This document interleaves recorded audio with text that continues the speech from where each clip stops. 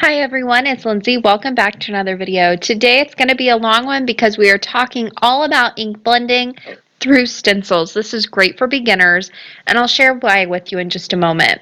Now the first thing that you need is stencils. Now, a lot of stencils are on the market. They come in many different sizes. I'm using stencils from the Crafters Workshop today. Everything I'm using today, sharing with you, it will all be linked down in the description box below, as well as some more things that I'll just be talking about, not really showing. So these stencils, some of the brushes and products later on I'll be using, I'll share those links down below. Now, with stencils, the great thing about them for beginners is when you're ink blending, they break up the white space on the paper.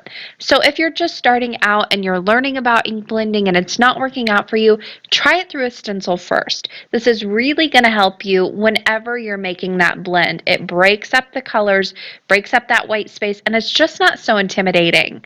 Something else that's really going to help you is low tack tape. I use painter's tape from the hardware store. You can use micro pour tape, purple tape, whatever you have on hand. Even Scotch removable tape is going to work. Just something to hold your paper to the stencil so nothing is shifting and moving around on you. Now let's get to the paper. This is super important when you're ink blending. You might not think about it, but for beginners, start off with a very smooth cardstock. You don't want any tooth or anything on it. I am using a 110-pound white cardstock here. Another great thing to work on is watercolor paper. It's going to let the ink sit on top of it. It blends a little bit more easily. It works out really well to work on watercolor paper if you want to. Another great option is Bristol Smooth cardstock. I've heard from a lot of crafters that it works really well for ink blending for them. So if you don't have a smooth cardstock, try that one out. Now, inks. This is another important factor. Any ink is really going to work for you if you give it the time. However, when you're first starting out, start with the dye ink. It's just so much easier to try and blend your dye inks. Now, if you're new and you don't know about all the different inks and all the different properties, I have a video on that as well. I will leave that link down below. It's part of my Cardmaking 101 series that just shares all the different properties, what the different inks are good for and used for in card making. But today, I'm going to tell you just a little bit about what these do for ink blending. So dye inks. The main ones I use are Distress inks, Catherine Pooler, and the Memento inks, Dewdrop specifically. However, any dye ink on the market is really going to be a good blending ink as long as you give it the effort to do. I started off with Distress inks. They're very cheap when you buy them in the mini ink cube size, so that's a great option. They come in really great colors. However, I have switched over to the Catherine Pooler inks. These are more expensive. They do need re-inking more often. However, I just really like the way they blend and some of the properties that they come with as well. They're very similar to Distress inks. But either one is really going to work well here. I'll be using Catherine Pooler inks today, but if you're on a budget, those mini Distress inks work really well. Now moving on to pigment inks and chalk inks. These are going to work too, but they're not beginner friendly. They take a little bit more effort, and also just kind of knowing the tool you're using and what kind of pressure you need from that tool. So as you progress, these are great. They can work, but they're not the greatest to start off with. However, there is one exception, the Distress Oxides, which is more like a pigment ink. Those blend really well for beginners too, but you need to know some color theory for that so you don't end up with mud. Now, with the VersaFine Clear, the pigment ink, alcohol is how you want to remove that from your stencil. Just a little tip, water will seize it up. Now, another great thing to think about whenever you're thinking about ink blending is your color choices. Whenever you mix two colors together, you don't want them to turn into mud, that ugly brownish gray color, unless that's what you're going for. So what I like to do is swatch out my inks. I have my dye inks on the left, and I have my pigment and then like a few other specialty inks over on the right side that I'm holding up now. This is just a great way to kind of get your color combinations ready. Another great thing to have on hand is a color wheel, so you can figure out what colors are going to work together so you don't end up with that muddy looking color. Now, the big thing, let's talk about tools. There are so many on the market, it gets super overwhelming. Here's a look at what I'm going to be going over today. Even with this, there are still more on the market out there. If you have a favorite tool and I'm not mentioning it here, leave a comment down below of what you like to use and why you like to use it and why it works for you, and some helpful hints that really help it work out for you too. Now, all of these tools I use and I love. They all have a special purpose in my craft room, and I'm going to go ahead and share each one with you and how I use it, and also a look at exactly how I use it, which I'll show you in just a moment. The first thing is sponges. Now, these are the ink blusher sponges from Imagine, and these are a little bit more expensive, but I do like the way they hold up. Now, if you're looking for a cheaper option, makeup sponges that you can get like at the Dollar Tree or something like that, those are great for one-off uses. So if I'm doing something like putting some paint through a stencil or something like that, I reach for my makeup sponges. But for ink blending, I tend to grab these. Now, these are super soft and spongy. They come in a little heart shape, and then you kind of tear them apart and you get these little wedges. Now, I save mine. You can wash them out a few times. They will eventually kind of fall apart if you continually do that. So I like to keep one for each color family, and I just keep them in a little pot on the side of my desk. I use these in a few different ways. The main purpose that I pick these up for is to get some really solid color through a stencil. I like to dab these in my ink and blot it onto the paper. You can also do some ink blending with them. It just is a little bit more difficult because these are so spongy. So let's take a look at how I use them.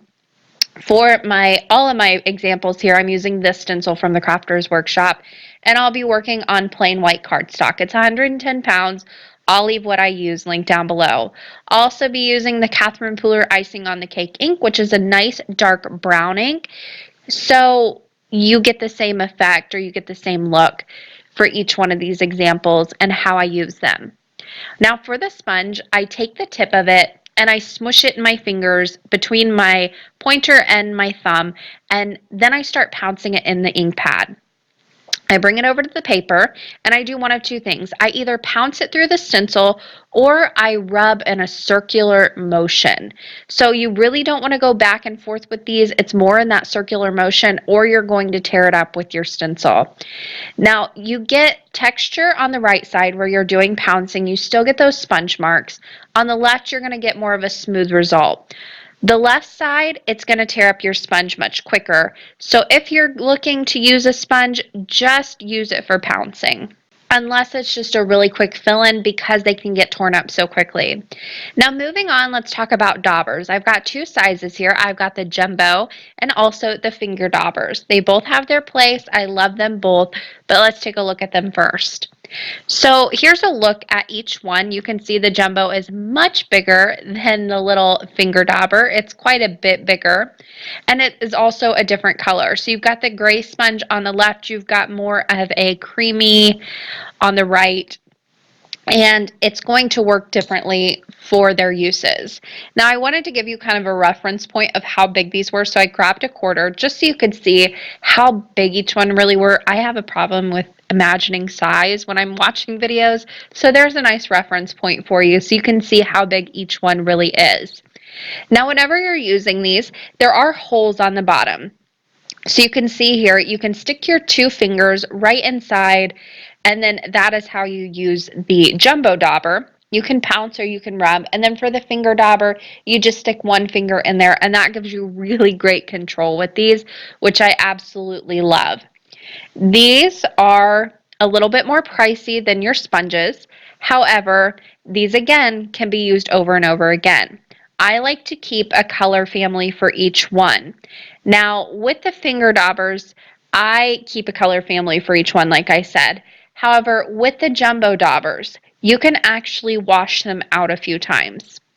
You need to be careful when you're doing it and use a nice gentle soap, but you can get that ink cleaned out of them a few times and just keep reusing the same sponge. All I do is take it to the sink, add a little bit of hand soap to it, kind of massage it with my thumb, and then rinse it out until the water runs clear and there's no more ink left in the top.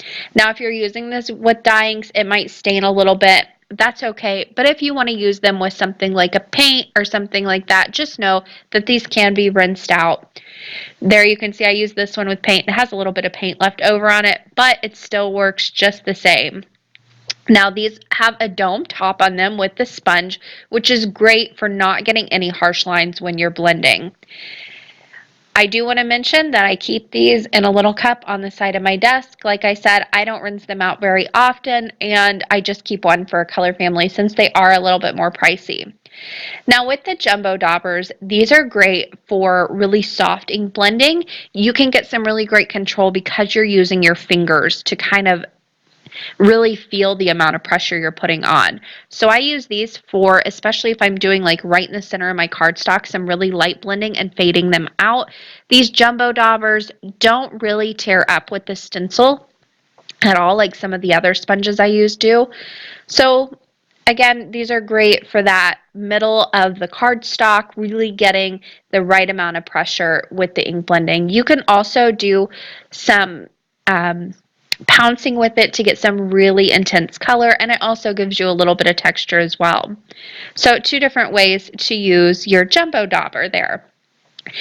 All right, let's move on to the finger dauber here. And again, you just want to stick your finger right inside that little hole. And because you're using this kind of as an extension of your finger, you really get that nice control with it. You can really get this placed exactly right with the right amount of pressure. Now again, this is great for little spots of ink blending. This goes on a little bit heavier than the jumbo dauber just because you're working with a smaller surface area of the sponge and it's picking up more ink. But you can get a lot more control with the smaller surface. So smaller areas for this, you can also do some great pouncing motions with it, get some nice circular motions if you wanted to as well. However, these tear up super easily with the stencil, so only use these for very small areas unless you don't mind tearing it up. It's going to tear up super easily with your stencil. I used it on a card not too long ago, and I tore up one of mine pretty good just by using it on the top of a tree. So be careful. Only for small areas with these. Again, you can wash these out if you wanted to. These are cheaper than the jumbo daubers, so I don't worry about that with these. I just keep a color family for each little sponge. There's a closer look at the results of this. I love the way these blend. I especially love the jumbo daubers. I didn't think I really preferred the jumbo daubers until I started using them and found out how easy they are to use. Just as an extension of your hand, you have so much control with them. Moving on to these little guys. These are called Fantasticks. These are not for large surface areas, just FYI. These are for fine detail stenciling. Now, Fantasticks come in 2 different sizes here. You've got this teal color, which signals that it's more of a rounded tip on it. And then you also have this darker blue, which has a nice fine point on the tip of the sponge applicator. Those fine tips I leave for more of my chalk coloring, things like that. I really don't use them for stencils. What I use for the stencils are the rounded tip ones. They work so much better. And these are for super fine detail. You do not want to try and blend a whole stencil with this. So with these, I would pick areas that I want different colors. I used these recently on another card. I will leave that video linked down below. As a matter of fact, I'll leave videos where you can see me actually using these tools on cards and see how I'm using them. I'll leave those linked down below with the respective tool that I'm using listed. So you get a nice idea of how I use these.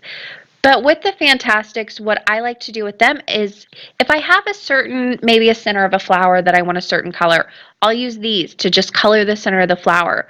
Or if I have maybe a butterfly, a very small butterfly that I want the body black and I want the wings to be a certain color, I'll use these to really get into those fine detailed areas. They're just like a little pen, so you can easily get in there. So with this stencil here, I'm taking each individual square, which is very, very small, not even a half an inch across, maybe a quarter of an inch, which normally would be kind of impossible to get these each individual colors. However, with this tool, all you need to do is dip it into the ink pad that I have off to the left-hand side and then start filling in with circular motions on the color. Now again, you don't want to be too aggressive with these, and you also don't want to use them for large surface areas. It will tear up the tip of these tools. These are a little bit more pricey once you start buying more and more. However, they work fantastic. These also, I keep a color family for each one. So here I'm using some browns, which I have a brown stencil for, or a brown Fantasticks tool for. I have a pink, I have a red, I have a purple, I have a yellow. You get the point. I keep a color family for each one. That way I don't have to keep getting new ones out and getting new ones out and wasting these, because as you add these up and add these up, they get a little bit more pricey. So a color family for each one works out really well. They also have little lids on them, so they're not going to touch each other and get contaminated as they're maybe sitting in a little pencil holder or something like that. There you can see I got some really great colors just by using that tool. Each individual square which was its own color without any overlap, which I absolutely love. Now let's move on to something we all know, and these are the mini ink blending tools. All of these tools take practice. This one took the most for me. These come with a little handle, as you can see here, black on top, then it's got the wood base on the bottom, and then attached to that little wood base is going to be your foam applicator. Now the ones I'm using today are from Ranger, and they are nice and flat and round. However, scrapbook.com came out with a new little foam applicator, which I haven't been able to purchase yet, but they have a rounded tip. If you struggle with the ink blending with the flat tip, I suggest buying these and trying them out. These remind me of a jumbo ink dauber with that rounded tip on it, that rounded pad. You're not going to get those harsh lines with it. So much easier to use. So if you struggle like me with these pads on the Ranger end of it, go ahead and try the scrapbook.com ones. I bet those would work out much better for you if you don't want to go in a different route. You really want to keep these handles. Now, these handles you can buy in a pack of 2. They come with a few of the little foam blending pads, but then you can also buy just the blending pads. I also want to mention those scrapbook.com, they adhere to your ink blending tools, your handles you already have. So if you don't want to buy the scrapbook.com handle, you can just use the ones you already have. Now, again, I keep these in a little cup off to the side of my desk, so I go in there for a color family first before I grab a new one out of the pack. It just saves some money. These aren't that expensive to replace though. But with anything else, they do add up over time, so I like to go in there first. So with the blending tool, you want to use a very light hand. I like to go ahead and pounce into my ink. I'll blot off a few times, especially if it is a new blending foam. Just a tip, your older foam pads are going to work so much better than when you get a brand new one out and put it on.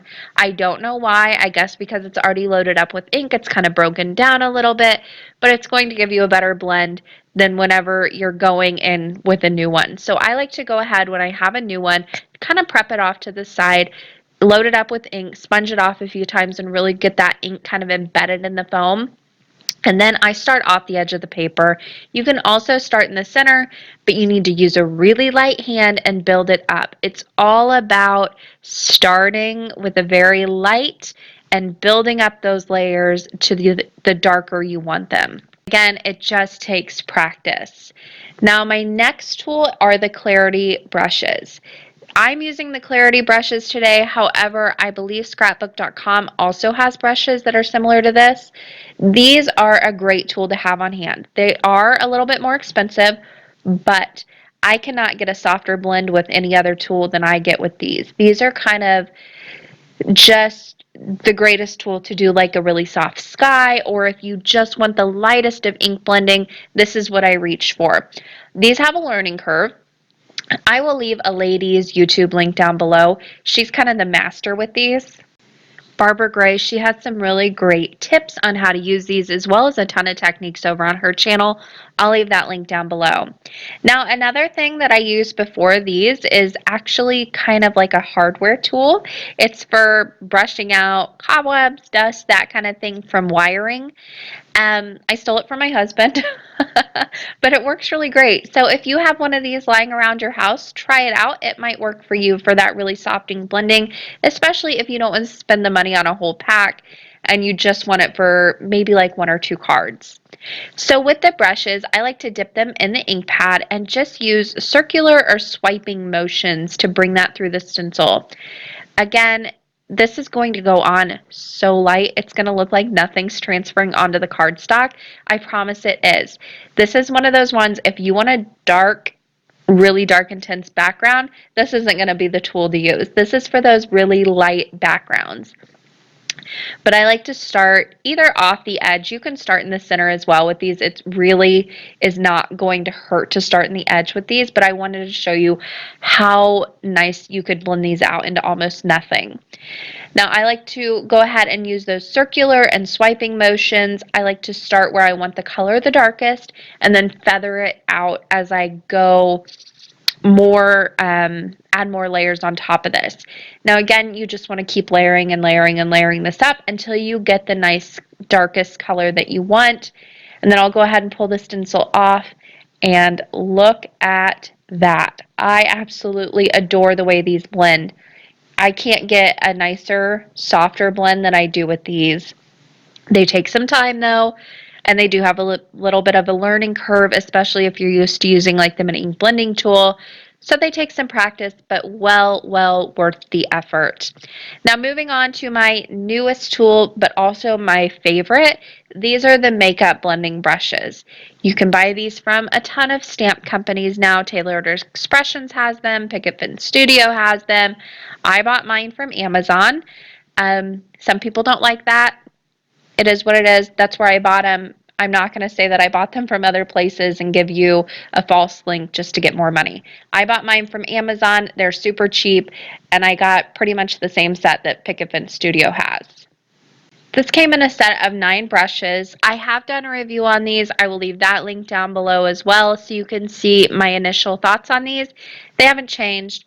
I've had these for a very long time. I use them all the time. You can see in my videos.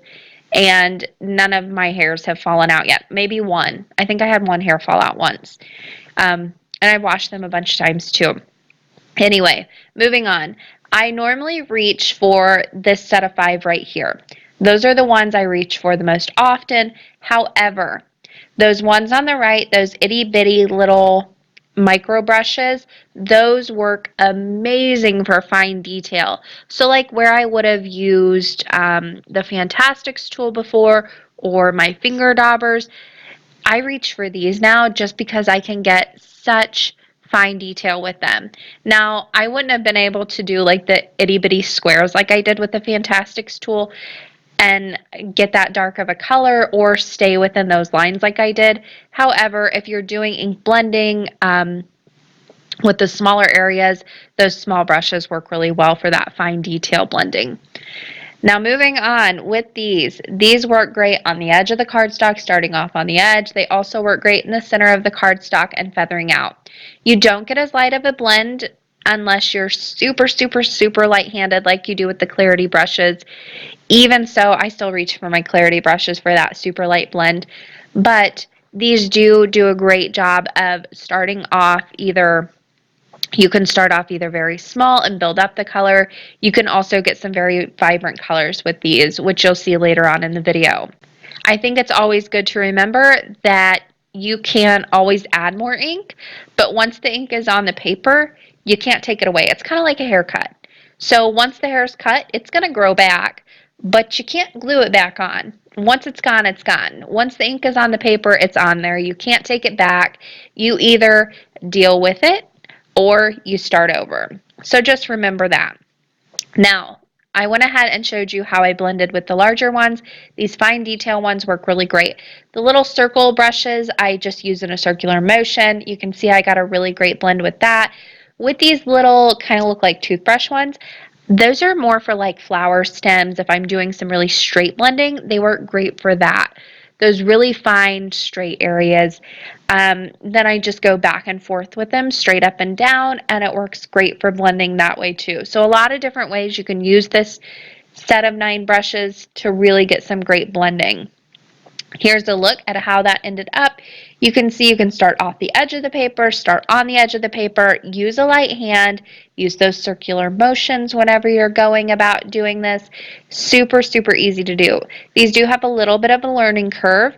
You need to learn how to hold the brushes. You need to learn how to apply them to the paper. But once you get that down, these work great. So all of those things are really going to add up when you're doing ink blending, but nothing is going to add up more than practice. So the best thing you can do is just starting blending.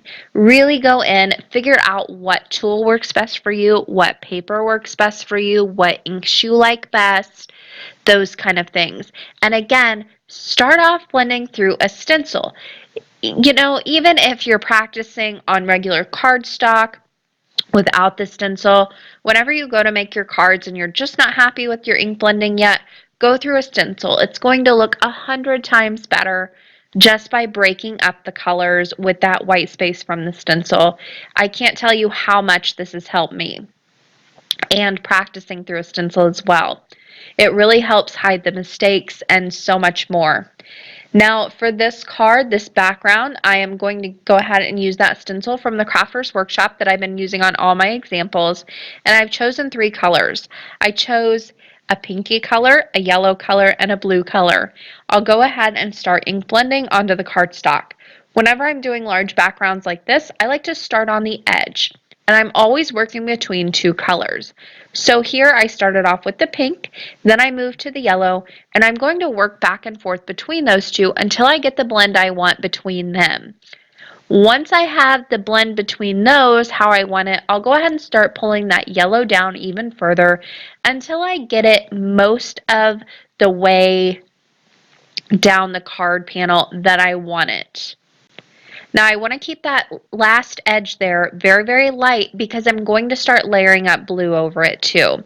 So now I'll start with the blue and the yellow, and then I'll go ahead and flip my card around and start working off the edge of this. So I always, if there's an edge to work off of, I like to work off of the edges. I don't really like to start in the center of the cardstock unless I absolutely have to, just because it's a little bit harder to do.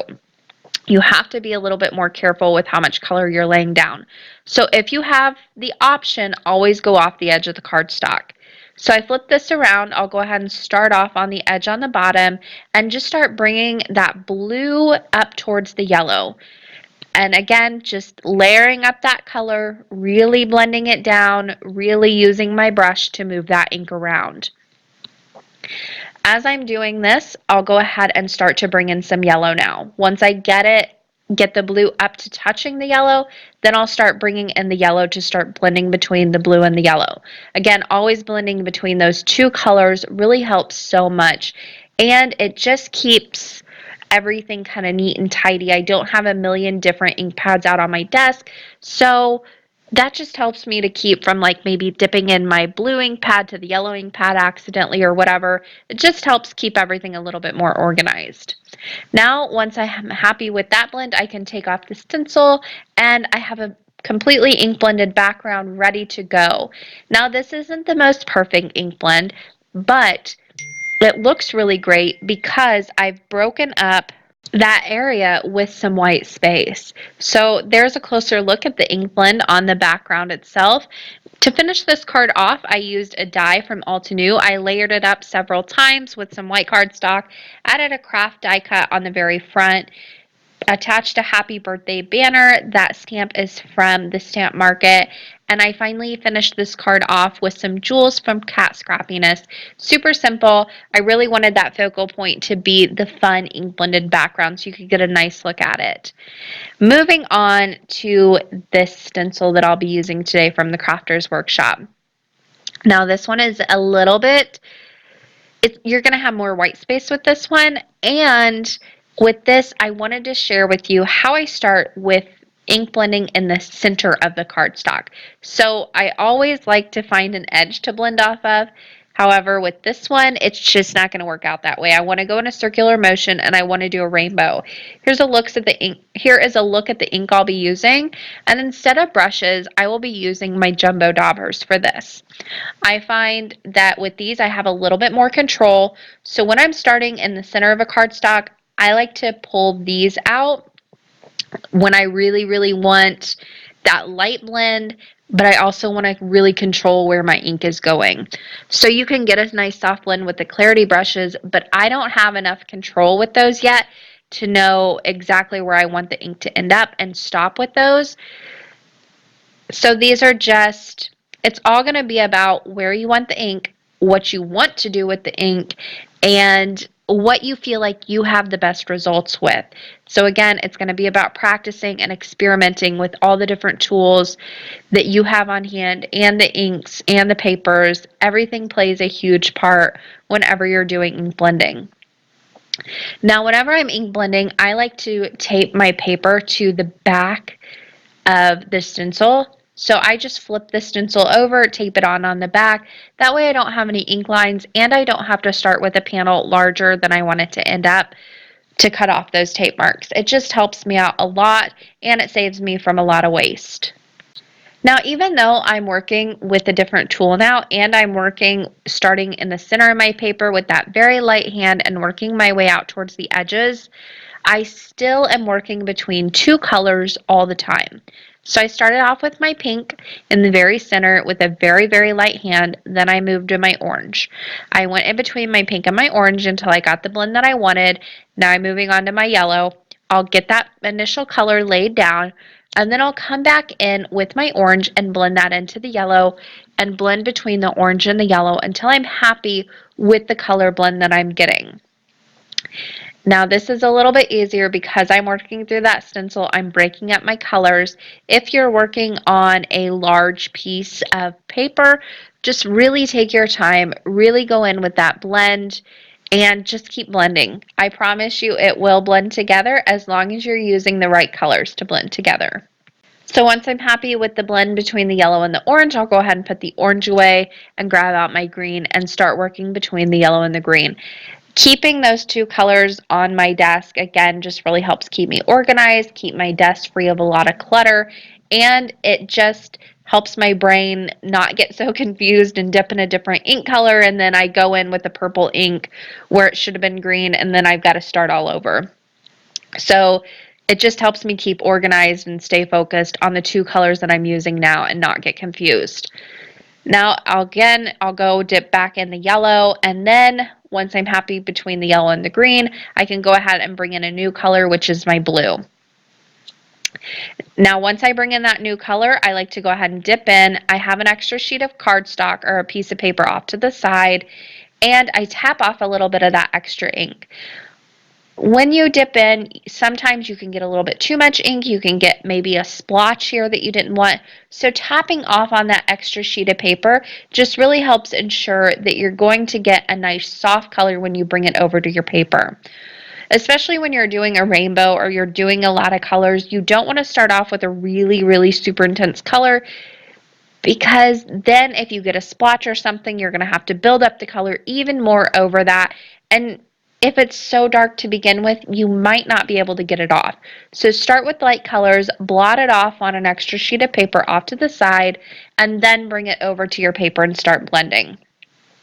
Now I'm blending between my green and my blue here, just making sure I get that nice soft blend that I want to. And again, you can see how much control I have with these jumbo daubers. Even though it's a larger surface area, I can still just use the edge or the tip of this and really get some fine areas between those. These are a really great tool to have on hand, especially for things like this. I love the control I have with these. Now I'm going in, once I was done with the green, I put the green away, and then I'll go ahead and start blending with some purple and go in between the purple and the blue color. This is the final color here, so I'll just finish up very quickly and ink blend between the blue and the purple until I'm happy with that blend I have. Now, if at any time you feel like you're not happy with the blend between colors you previously put away, go ahead and grab them out and blend in between the two again until you're happy with that blend. Sometimes when things dry, they don't look as good. Most of the time they look better, but if you have that happen, just go back in and blend over. It will all blend together eventually. To finish this card off, I very simply cut out the center of it and layered a black mat behind it just to kind of break up the area even more. So if you're not happy with your blending, that is a great technique to use. I layered up a thanks die cut several times from some black cardstock for a nice thick chipboard look, and added a few clear embellishments from Buttons Galore and More that I glued down with some Nouveau Deluxe adhesive. And that is it for that card. Super simple and easy cards. All about the ink blending in this video. It was a super long one. I hope you guys enjoyed it, and I hope you guys learned something, especially if you're a beginner. That is going to do it for me today. Thank you guys so much for watching. Don't forget all the information that's going to be down in the description box below today. And if you haven't subscribed to my channel, don't forget to do so. Thank you guys so very much for watching, and happy crafting, everyone.